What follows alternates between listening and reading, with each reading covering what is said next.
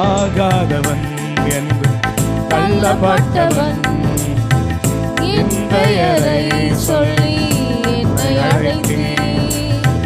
ஆகாதவன் என்று தள்ளப்பட்டவன் என் பெயரை சொல்லி என்னை அழைத்தீர். உமது கரத்தில் என்னை அலங்காரமா வைத்து என்னையும் முந்தன் பிள்ளையாக்கி.